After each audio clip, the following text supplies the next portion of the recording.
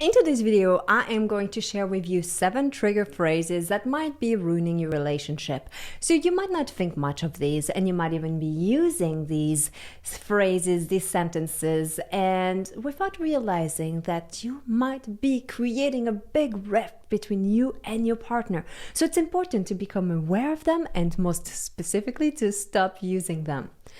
I am Céline Remy, the Intimacy Angel, and I am here to help you bring your sexy back in life. Now, make sure you help support my channel by clicking the subscribe button and the like to this video.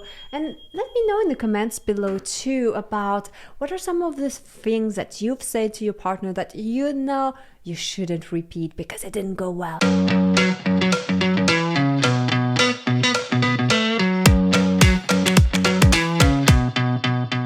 So we don't always think about the words we use, but the problem with the words we use is that once they're out there, you cannot unheard them.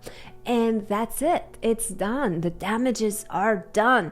And then you have to work really hard at repairing things and at trying to do damage control, and that never works really well.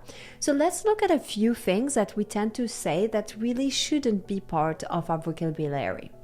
So number 1, anytime we go into a saying where we start by saying you always or you never, these never sound good, right? Because you know what's coming. You always do this or you never do that. It's like a big criticism to somebody's ears, and it's hard to remain open and be willing to listen to what's going on after that. So never start with those sentences. If you start with you always and you never, you're also not in the truth, because in reality, while the person might be doing certain things a lot of the time, it's never never or it's never always.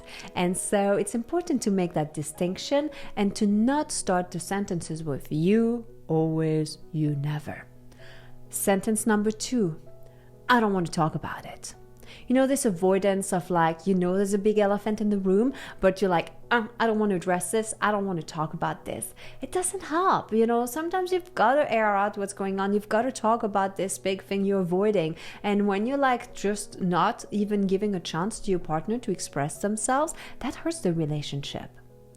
Sentence number 3, whatever.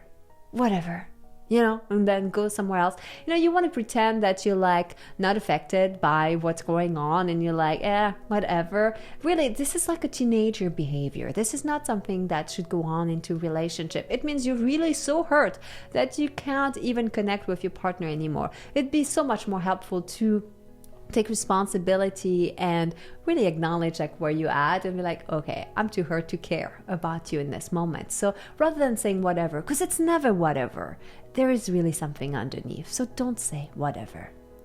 Sentence number 4, I told you to, take out the trash, wash the car, do the dishes. It just doesn't feel very good when somebody says, I told you to do this, because it's pretty much always followed, but you didn't do it. I told you to this.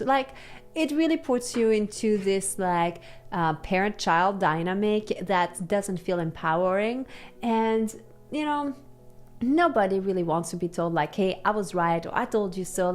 It's all it feels very controlling. And that's not a relationship that is based on freedom, on love and acceptance. Number 5, I love you, but... Oh, this terrible but. When we put our butt in people's faces, it just never goes well.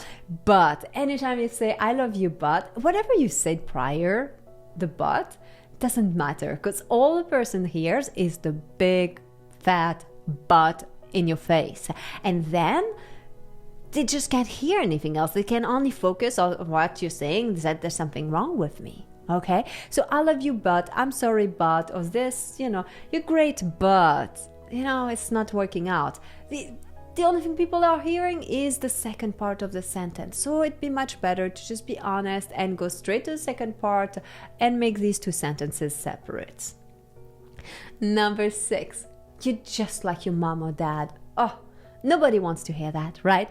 When you're being compared to your parents, where, nobody wants to be like their mom and dad. You're really usually trying our very best to avoid doing the same mistakes and repeating them. But let's be honest, you know, there's programming that happens, and we often tend to replicate some of the things that we've been raised. But it really never feels good to rub it in when we're being told you're just like your mom or you're just like your dad. That doesn't foster, again, a sense of connection.